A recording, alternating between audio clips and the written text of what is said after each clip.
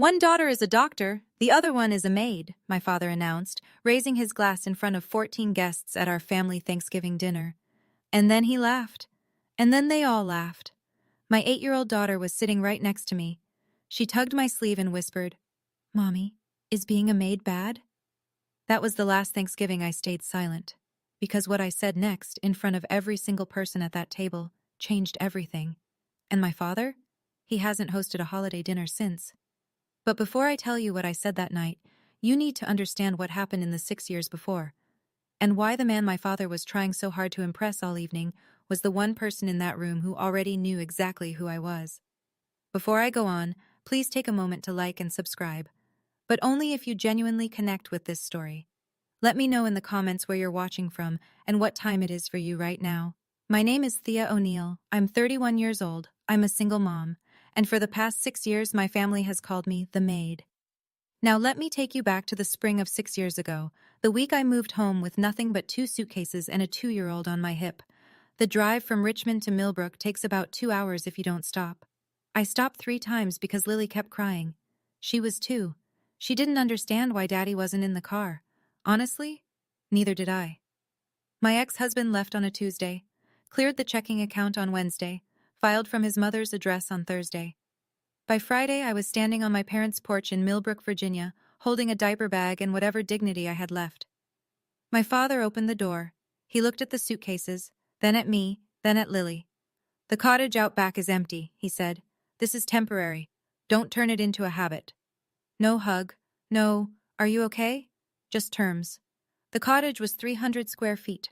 1 bedroom, a kitchenette, a bathroom with a shower that ran cold after 4 minutes. But it sat on my parents' land, and there was no lease, no paperwork, just my father's word. At the time, I didn't think that mattered.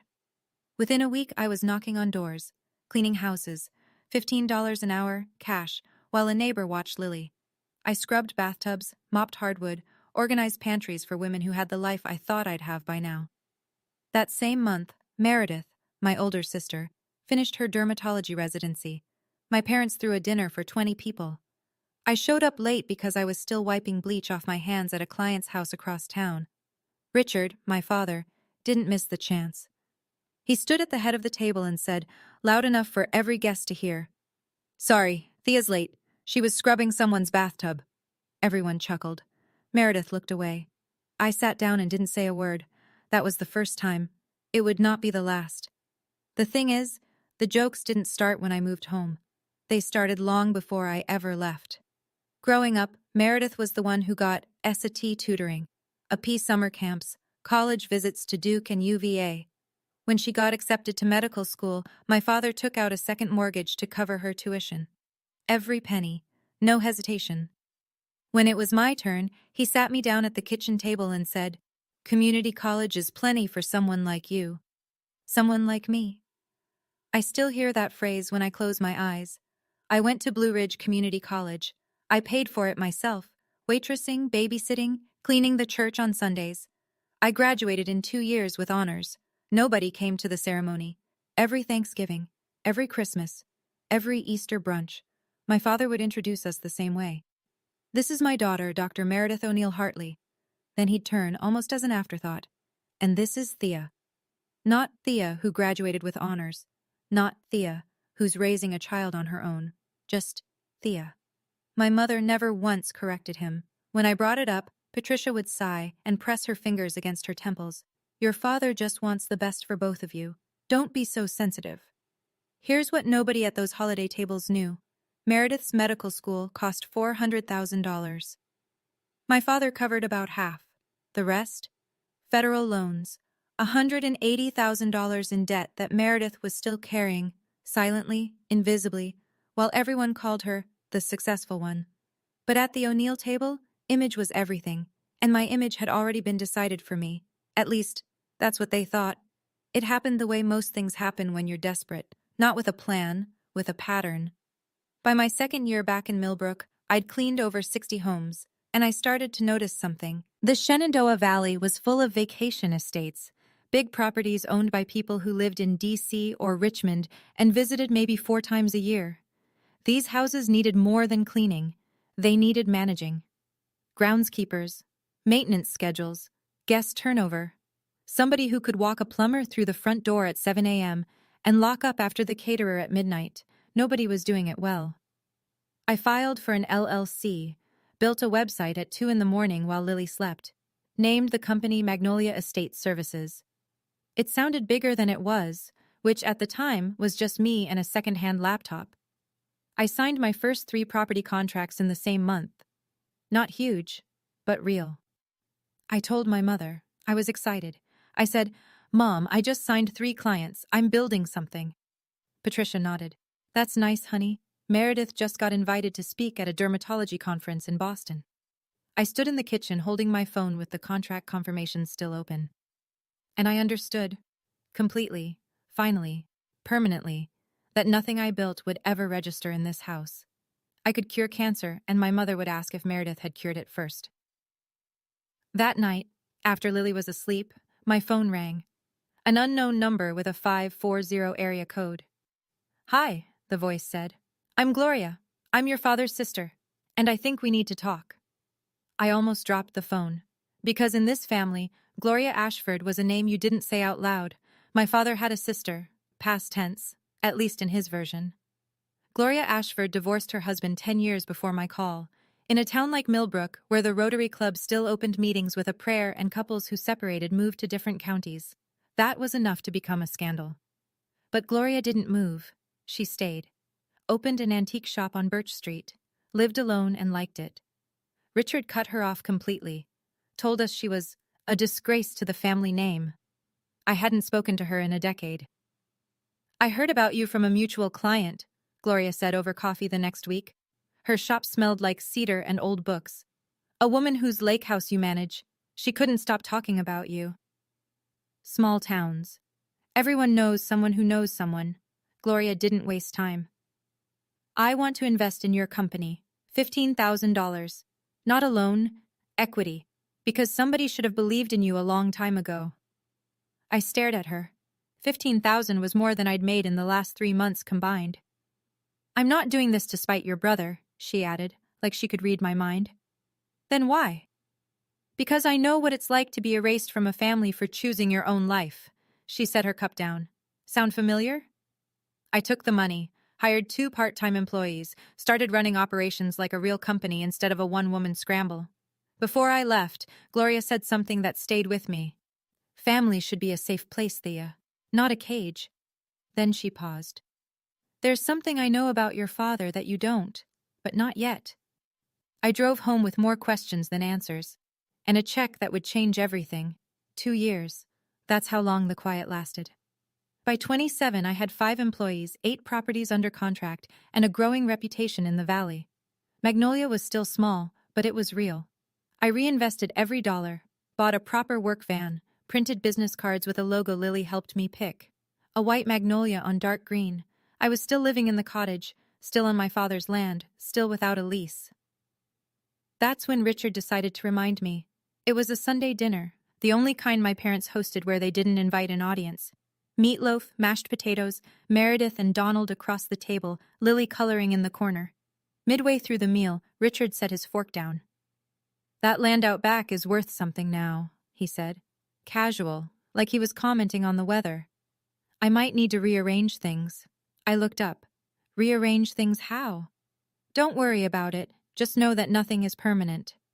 The room went quiet. Meredith stared at her plate. Donald took a long drink of water. Patricia busied herself with the salt shaker. Nobody said a word.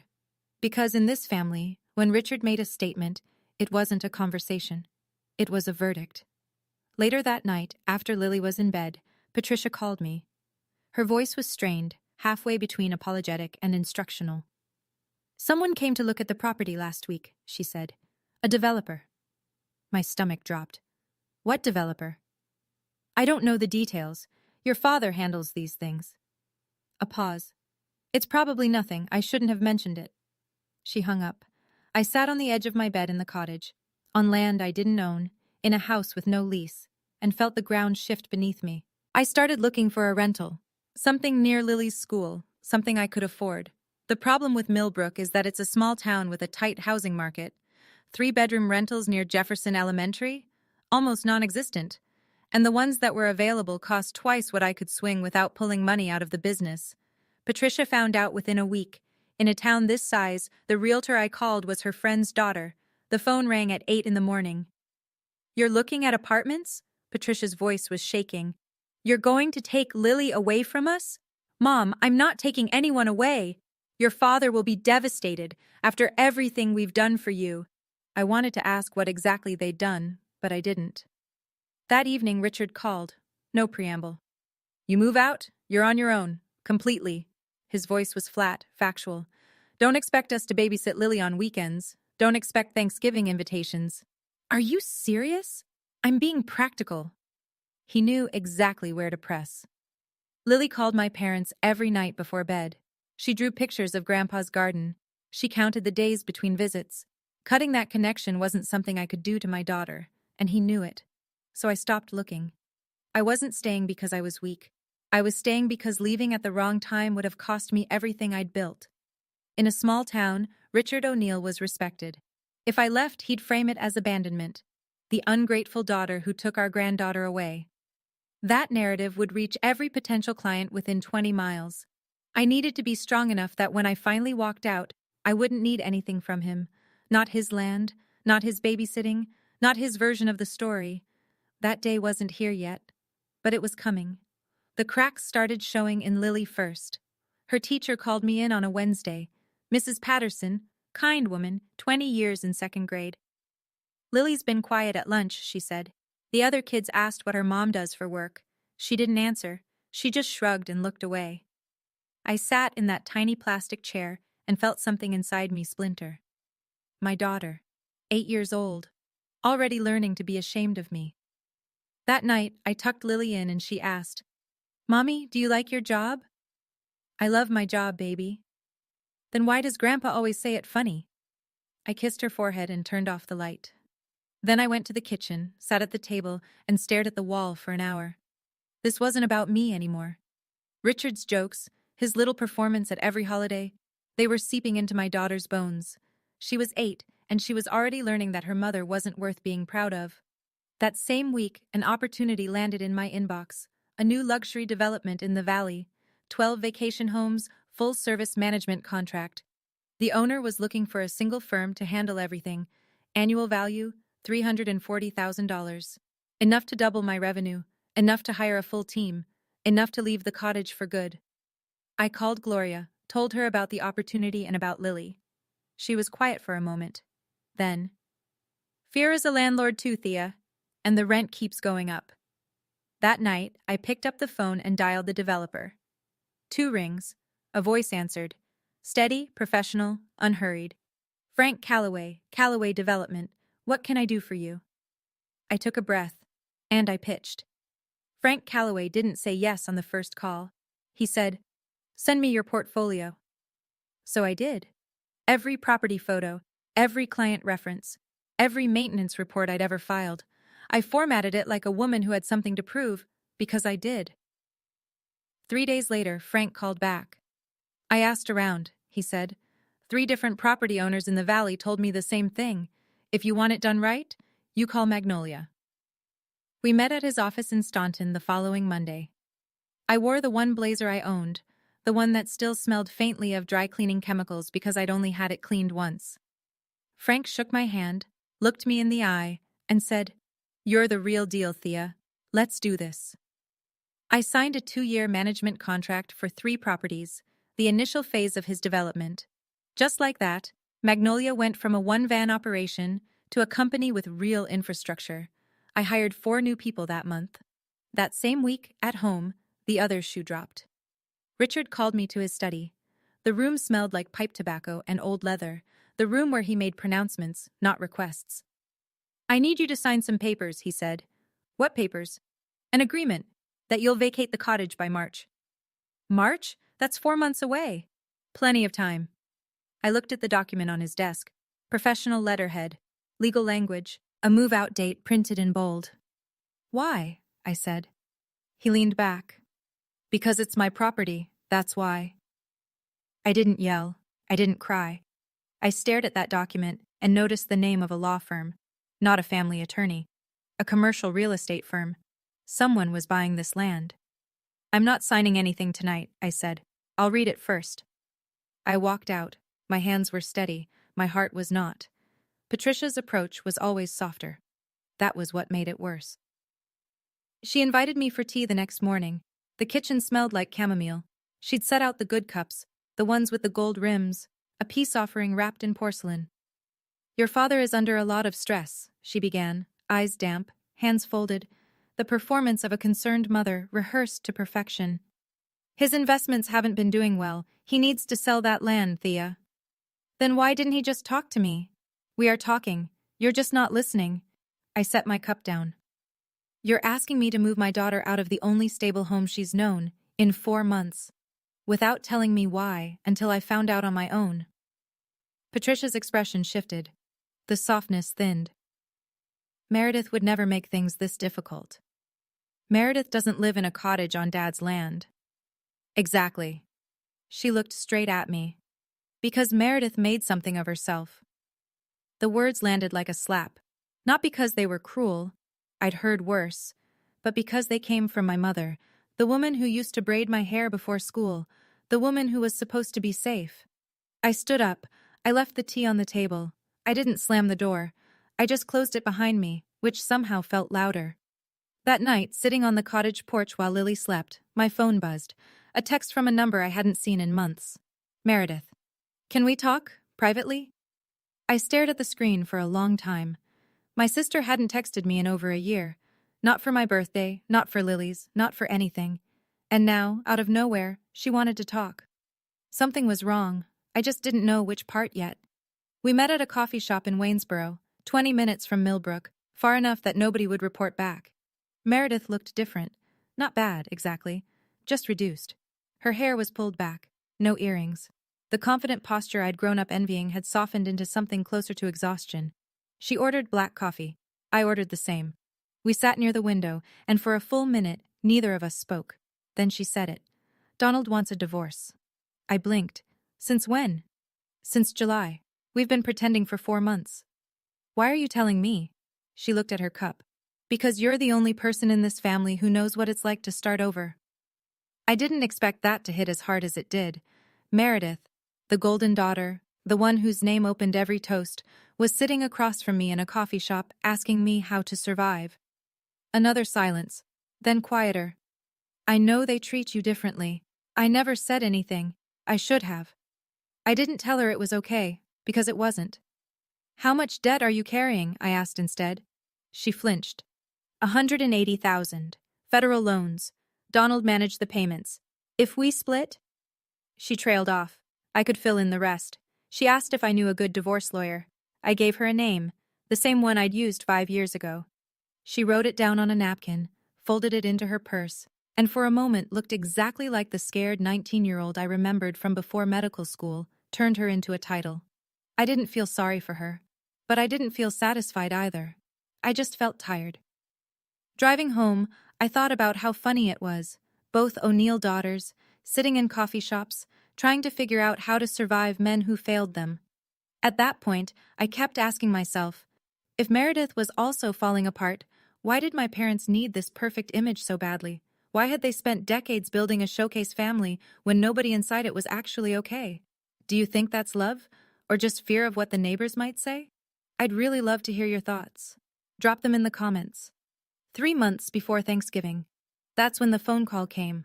Magnolia had grown. 12 employees. 15 luxury properties across the Shenandoah Valley. Revenue had crossed the 2 million mark earlier that year, and I was running a real operation, scheduling software, uniformed crews, quarterly client reviews.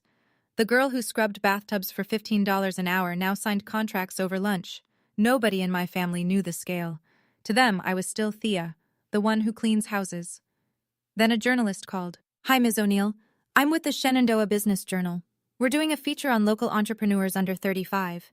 Your name came up 3 times from different referrals. 3 different people had recommended me. Not Meredith, not my father's Rotary contacts. Me. I agreed to the interview on one condition. Please don't mention my family or my personal background. This is about the business. The reporter, a young woman named Kelsey, spent 2 hours with me at one of the estate properties I managed. She took photos of the team at work. She asked about revenue, growth strategy, client retention. She treated me like a CEO, because that's what I was. "This issue publishes the week of Thanksgiving," Kelsey said as she packed up. "You'll get an advance copy." Thanksgiving. The timing felt almost poetic. I didn't tell my parents. I didn't tell Meredith. The only person I told was Gloria, who listened on the phone and then laughed, a warm, surprised laugh. "Well," she said, "that's going to make for an interesting holiday." For the first time in 6 years, someone was asking about my work not as a punchline, but as a success story. And I carried that feeling quietly, tucked inside my chest like a lit match in a dark room. Waiting.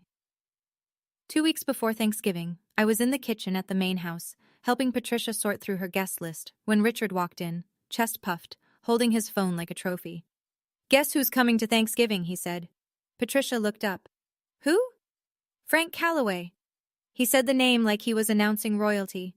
Frank Calloway, owner of Calloway Development Group, the biggest residential developer in the Shenandoah Valley. Richard had been circling Frank for months, trying to finalize the sale of his land. "This is my shot," Richard continued. "Calloway at our table, good food, good wine, good impressions. By New Year's, the deal is done." I stood at the counter, holding a serving spoon, and felt my blood turn cold.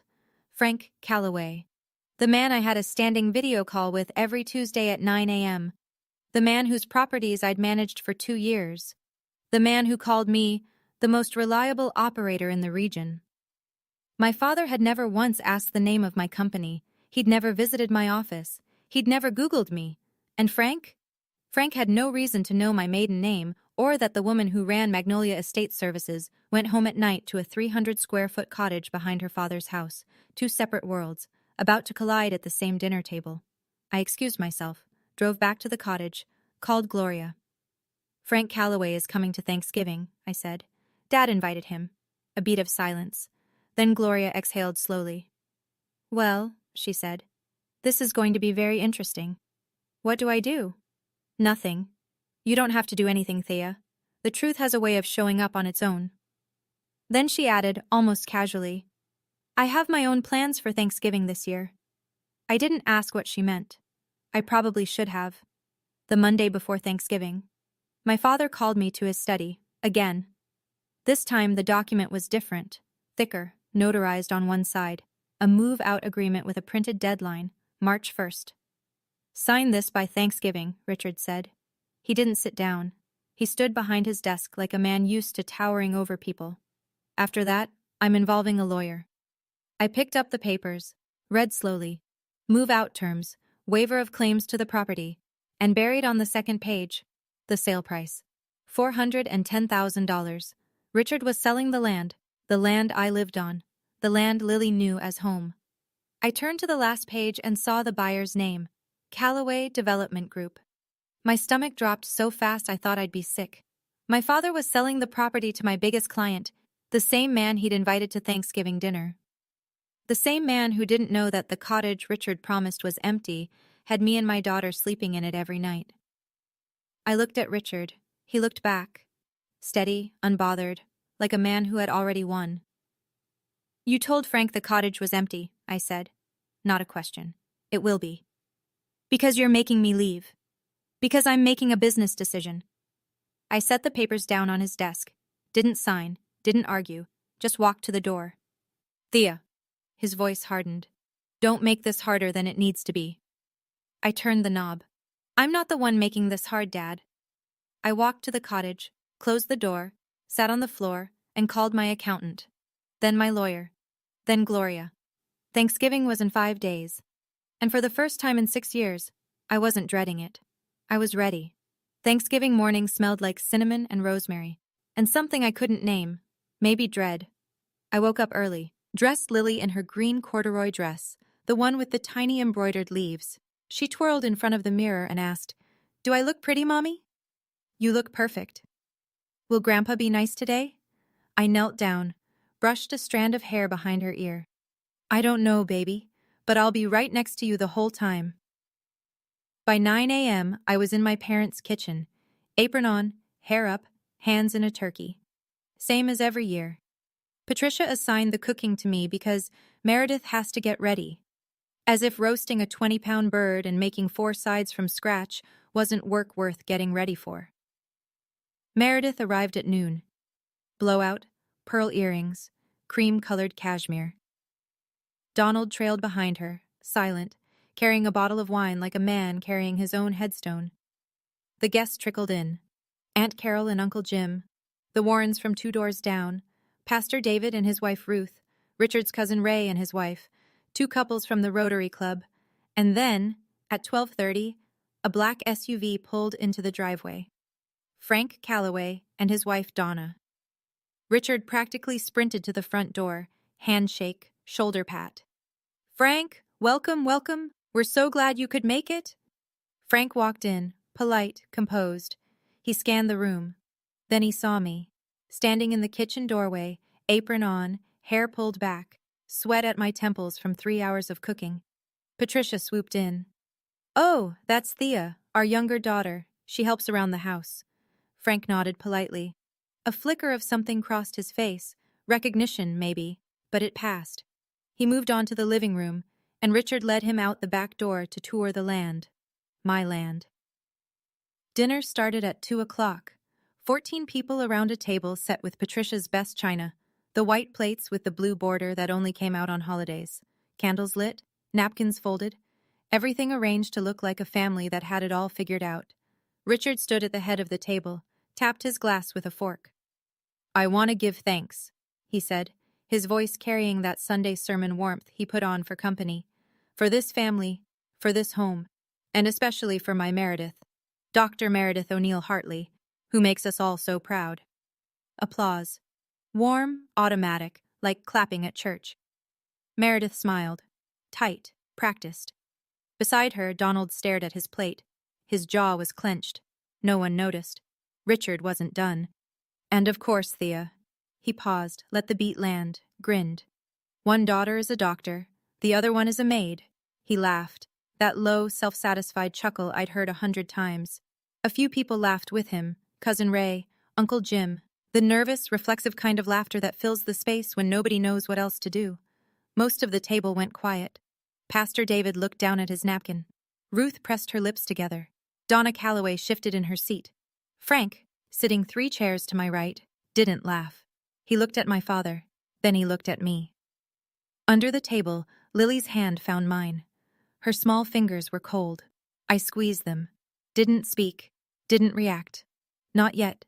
But I felt Frank's gaze stay on me a beat longer than it should have, like a man trying to place a face, like a puzzle piece hovering just above the right slot. He hadn't connected it, not yet. But the evening was young.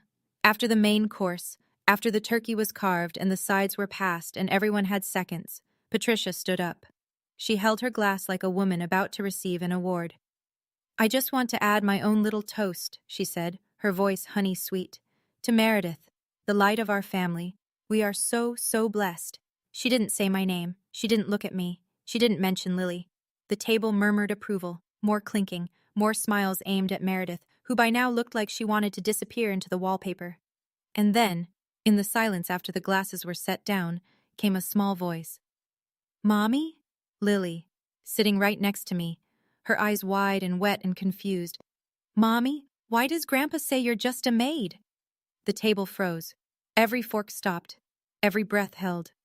Is being a maid bad? 8 years old, asking in front of 14 adults whether her mother's work made her less than. Patricia recovered first. "Lily, honey, Grandpa was just being funny." Lily looked at her grandmother. But nobody laughed. Silence. The kind that has weight. I looked at my daughter, this small, brave, honest person who had just said out loud what no adult at this table had the courage to say. I looked at Frank Calloway, who was watching with something I couldn't quite read.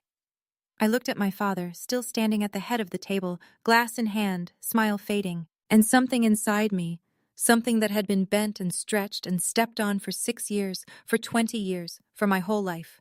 Finally, quietly, broke. Not broke apart. Broke free. I set my napkin on the table, pushed my chair back, and stood up. The chair scraped against the hardwood. Every head turned. I looked at my daughter first. Then I spoke. Lily, being a maid is not bad. Any honest work is good work. My voice was level, calm, the way I talk to clients, not the way I used to talk to my father. But since Grandpa brought it up, let me tell you what Mommy actually does. Richard's smile vanished. Thea, sit down. This isn't the time. You made it the time, Dad? I didn't raise my voice. Didn't need to. You stood up in front of 14 people and defined me. Now, I get to define myself. The room was airless. Patricia's hand went to her throat. Meredith's eyes went wide. I started by cleaning houses, I said, looking at Lily but speaking to every person at that table. That's true. I'm not ashamed of that. But I didn't stop there. I let one beat of silence pass. I built a company. It's called Magnolia Estate Services. I manage 15 luxury properties across the Shenandoah Valley. I have 12 full-time employees, and last year my revenue was $2.3 million. Nothing. No sound. No movement. Just 14 people recalculating everything they thought they knew about me.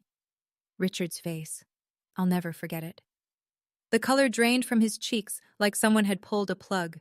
His mouth opened, closed, opened again. Patricia. Thea, why are you making a scene? I'm not making a scene, Mom. I'm finishing Dad's toast. Then, from the far end of the table, I heard a glass being set down. Slowly, deliberately.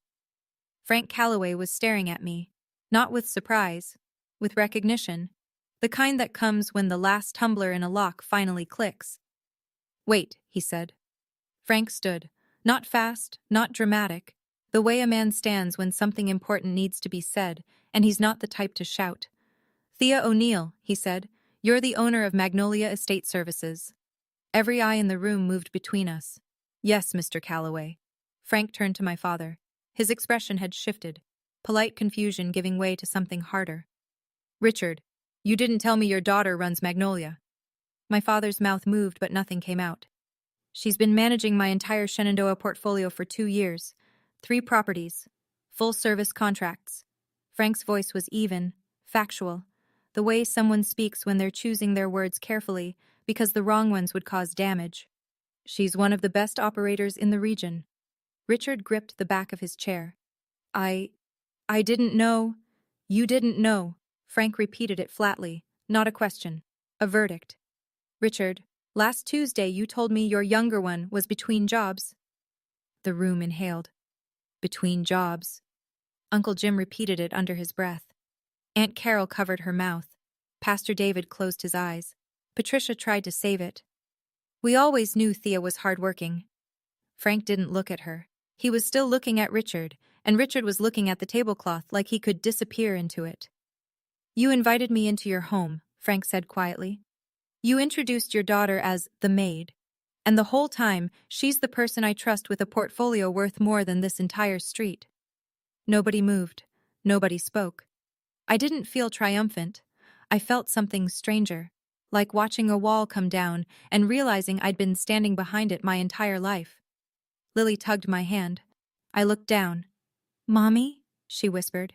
Is that the man from your Tuesday calls? I almost laughed. Yes, baby, that's him. The doorbell rang. The timing was so precise it almost felt staged. But it wasn't. Gloria had always had a sense for dramatic entrances.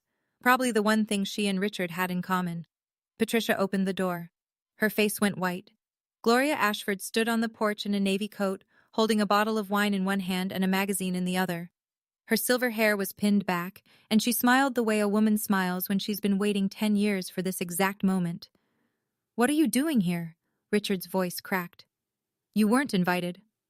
I know. Gloria stepped inside. Her eyes swept the room, the frozen guests, the scattered silverware, the 14 faces that looked like they'd collectively forgotten how to breathe. But I brought something for my niece. She walked past Patricia, past Richard, straight to the table. She laid the Shenandoah Business Journal flat on the white tablecloth, right between the cranberry sauce and the gravy boat. Then she opened it to the feature spread, a full page with a photograph of me standing in front of a stone estate, arms crossed, Magnolia logo on the van behind me. The headline, Magnolia Estate Services, How a Single Mom Built a $2.3 million Business from Scratch. The magazine went hand to hand. Aunt Carol, Pastor David, Ruth, Donna Calloway, who read it twice. Ray's wife held it up to the light like she was inspecting a diamond. Richard stood at the head of the table and watched his carefully constructed evening disintegrate. Gloria looked at her brother, not with cruelty, but with something closer to grief.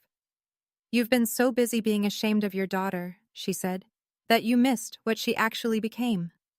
Richard said nothing. For the first time in 63 years, Richard O'Neill had absolutely nothing to say. Frank picked up the magazine, read the first paragraph, set it down. Then he turned to Richard with the expression of a man who's just had a contract renegotiated without his consent. "Richard," his voice was measured, "the land you're selling me, that's the land your daughter lives on?" Richard's jaw tightened. "That's a separate matter." "Is your daughter being displaced because of our deal?" Silence again. But this silence had teeth. I spoke. Not loudly, not with any satisfaction. Just clearly. "I saw the contract on his desk last week. He asked me to sign a move-out agreement by Thanksgiving. The sale price is $410,000. And he told you the cottage was empty." Frank sat back in his chair. He rubbed his forehead with one hand. "Richard, I don't do business this way. Frank, this is a family matter. It became my business the moment you lied to me." Frank shook his head. "You told me that cottage was vacant. I based my offer on that." The table had splintered into a dozen private reactions. Aunt Carol whispered to Jim.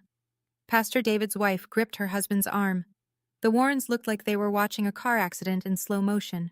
And then, from the quiet end of the table, Donald Hartley spoke. "I'm sorry," he said. His voice was hoarse, like he hadn't used it in weeks. "But this isn't right. None of this is right." Meredith looked at her husband. For a moment, something passed between them. Not love, not forgiveness, but maybe the ghost of why they'd chosen each other in the first place. She reached under the table and took his hand. The room was in ruins. Not from yelling, not from violence, just from the truth, standing in the middle of a Thanksgiving table, refusing to sit back down. Frank stood up. He buttoned his jacket, a small, deliberate gesture that somehow said more than any speech could. "Richard, I'm going to need to pause our discussions about the land." His voice was cordial, professional, final. "I need to think about this." Everyone at that table understood. Pause meant done. The way we should talk means it's already over. Richard tried. "Frank, let's discuss this privately. We've been talking privately." Frank straightened his cuffs. "That seems to be the problem." He turned to me. A slight nod. Not warm, not cold. Professional. One business owner to another. "Thea, I'll call you Monday. We have work to do." "Yes, sir, thank you." Frank placed his hand on Donna's back. She stood, gathered her purse, and they walked out the front door without looking back. Within 5 minutes, Pastor David and Ruth excused themselves. "Early morning tomorrow," David said, but his eyes lingered on Richard with something that looked like disappointment.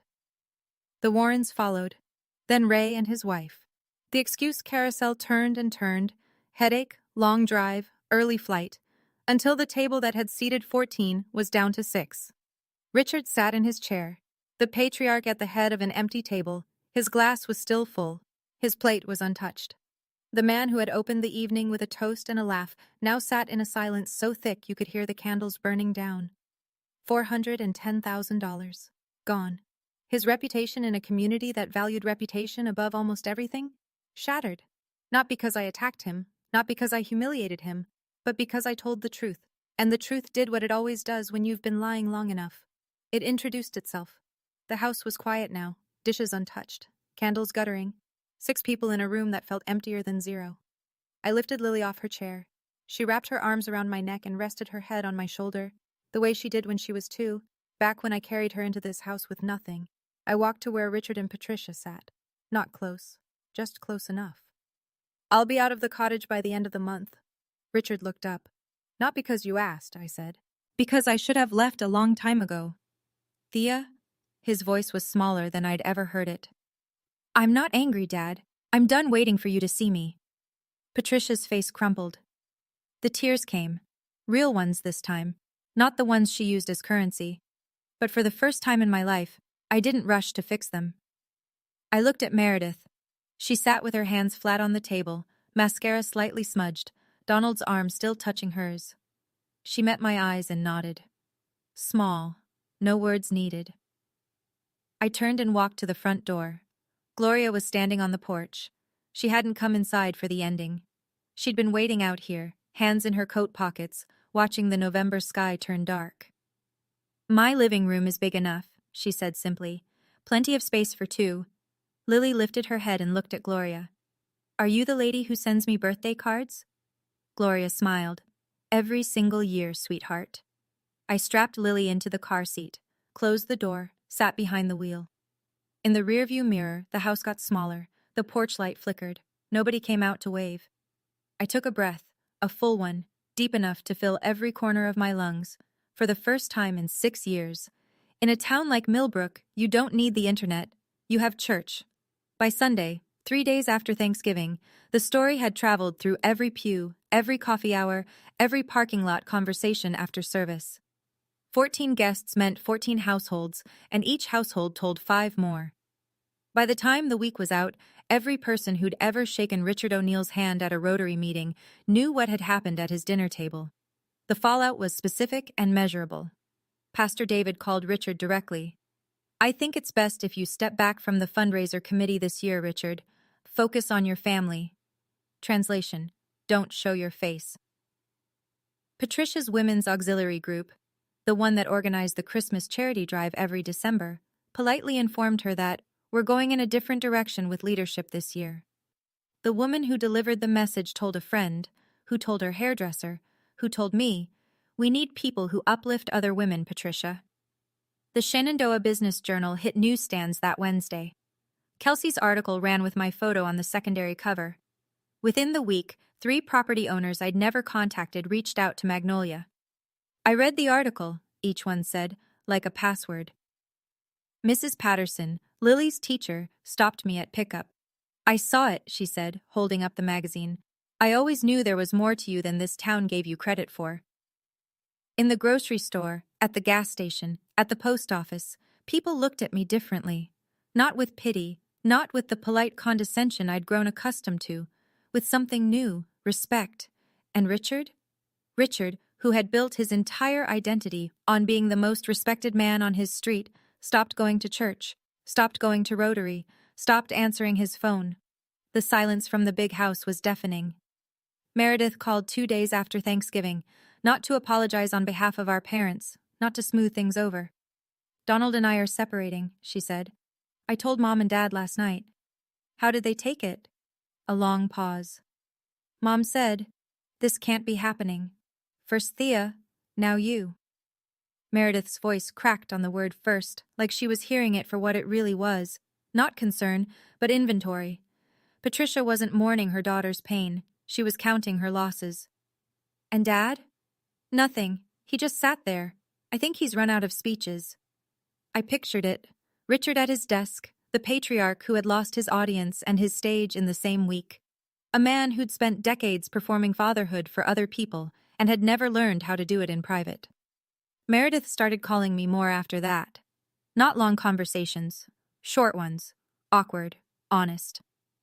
How did you do this at 24? She asked one night. Badly, but I did it.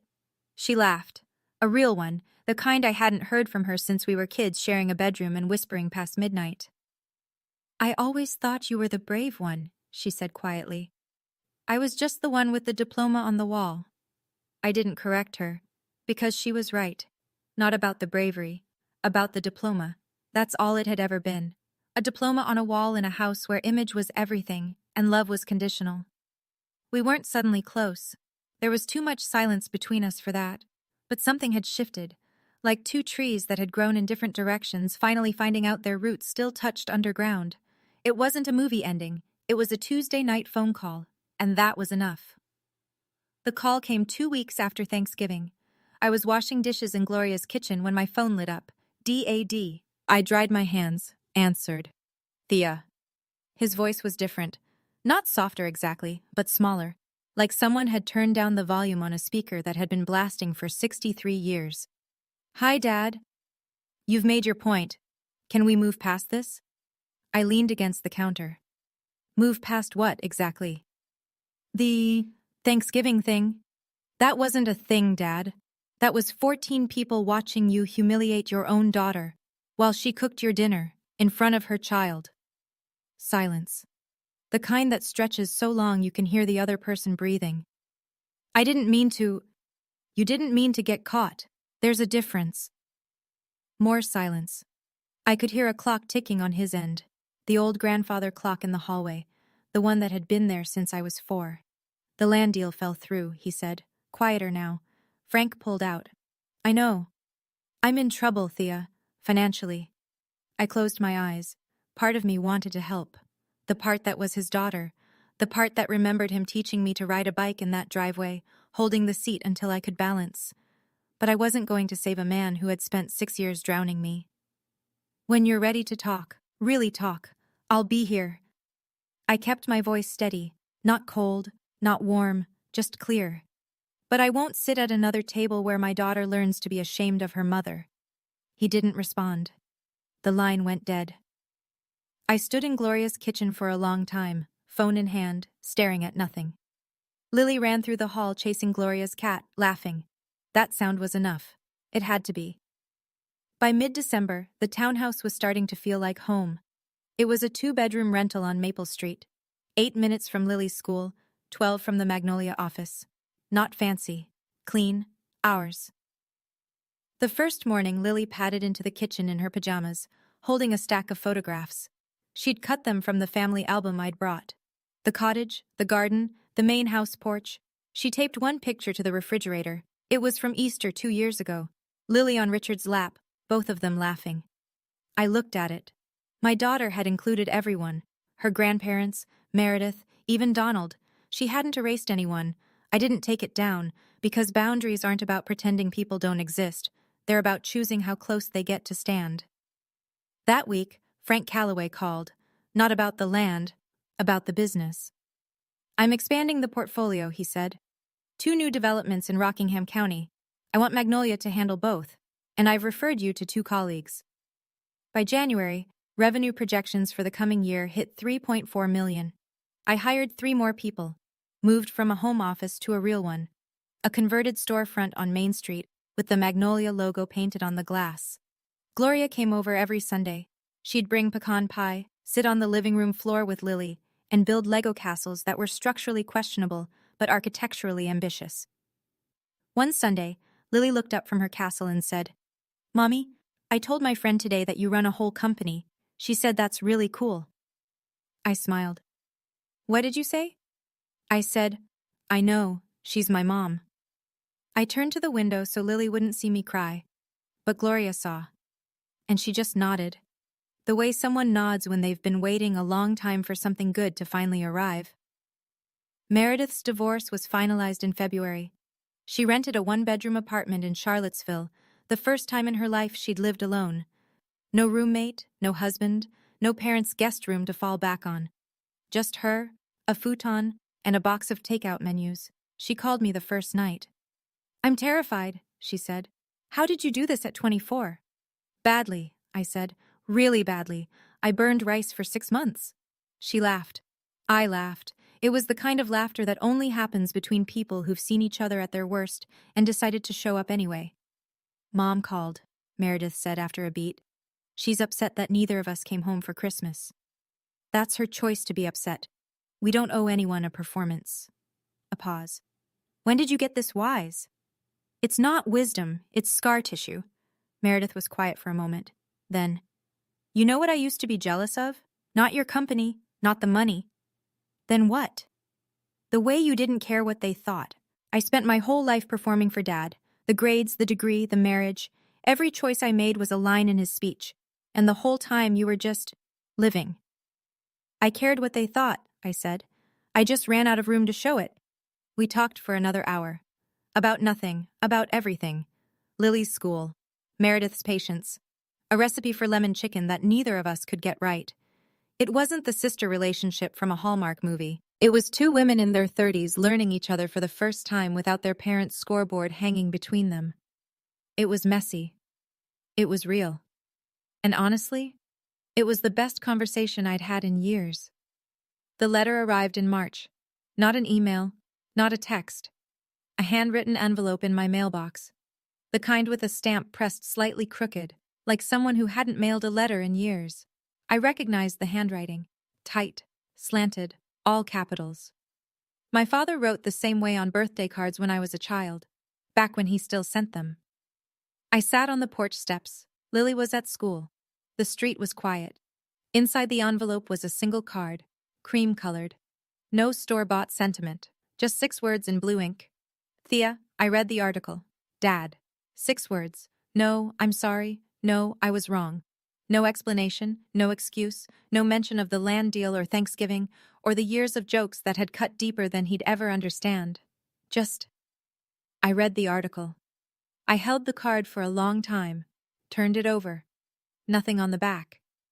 Part of me wanted to call him. The daughter part. The part that still remembered the weight of his hand on my shoulder when I learned to ride a bike, how he held on until I said I was ready, and how he let go exactly when I asked. But I didn't call. I set the card on the kitchen table next to a vase of magnolias Gloria had brought the day before. I didn't throw it away. I didn't frame it. I just left it there, like a door cracked open, not swung wide. Maybe it would take years. Maybe it would never come. A full conversation. A real apology. The kind that doesn't start with, "Can we move past this?" but with, "I see what I did." But my peace doesn't depend on his timing anymore. His 6 words weren't enough, but they were his first. And my peace doesn't depend on his second. I used to believe that if I worked hard enough, became successful enough, my parents would just change. Like there was a magic number, a revenue figure, a magazine cover, a title fancy enough to unlock their approval. But here's what I've learned. You can't earn love from people who aren't willing to give it. All you can do is stop letting that absence define you. If you're going through something like this, if you're still sitting at a table where you're the punchline, what have you done about it? Or what do you wish you'd done? Tell me in the comments. I'm telling you this story from the porch of my townhouse on Maple Street. It's a Thursday evening. Lily's inside, doing homework at the kitchen table, the one we picked out together at Gloria's antique shop. The Magnolia logo on my office window catches the light when I drive past every morning. 12 employees became 16. Frank's referrals became long-term contracts. The magazine article led to a local business award. And last month, a woman called from Richmond. She'd found Magnolia online and said, "I heard about you from my cousin. She said you started from nothing." I didn't correct her. Because nothing isn't the right word. I started from a 300-square-foot cottage, a 2-year-old daughter, and a family that thought I was a punchline. That's not nothing. That's everything, just pointed in the wrong direction. I don't tell this story for revenge. I'm not interested in making my father look bad. He did that himself, in front of 14 witnesses, on a holiday meant for gratitude. I tell this story because somewhere, right now, someone is watching this at 2 in the morning, lying in bed, wondering if they're allowed to say enough.